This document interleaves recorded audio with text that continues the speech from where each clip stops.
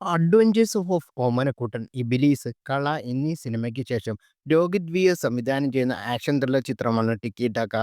ആസിഫ് അലി നായകനാവുന്ന സിനിമയിൽ നസ്ലിൻ ഒരു പ്രധാന വേഷത്തിൽ എത്തുന്നുണ്ടെന്ന് റിപ്പോർട്ടുകൾ ഉണ്ടായിരുന്നു. മുടി കളർ ചെയ്ത് നസ്ലിന്റെ ഒരു ലുക്കും സോഷ്യൽ മീഡിയയിൽ ശ്രദ്ധിക്കപ്പെട്ടിരുന്നു. ഇത് ഈ സിനിമയ്ക്ക് വേണ്ടിയാണെന്നും റിപ്പോർട്ടുകൾ ഉണ്ടായിരുന്നു. ഇപ്പോഴിതാ രോഹിത് വിഎസ് നസ്ലിനെ മെൻഷൻ ചെയ്ത് സോഷ്യൽ മീഡിയയിൽ പങ്കുവച്ച ഒരു പോസ്റ്റാണ് ശ്രദ്ധ നേടുന്നത്. കടൽ തീരത്ത് കയ്യിൽ തോക്ക് പിടിച്ച് തിരിഞ്ഞു നിൽക്കുന്ന നസ്ലിന്റെ ചിത്രമാണ് സംവിധായകൻ പങ്കുവച്ചത്. ജീവിതത്തിലെ നഷ്ടങ്ങൾ ഒരു ആൺകുട്ടിയുടെ കയ്യിൽ തോക്ക് പിടിപ്പിച്ചു, സ്നേഹം അവനെ ഒരു പുരുഷനാക്കി മാറ്റി എന്ന ക്യാപ്ഷനോട് കൂടിയാണ് രോഹിത് വിഎസ് ചിത്രം സോഷ്യൽ മീഡിയയിൽ പങ്കുവച്ചിരിക്കുന്നത്.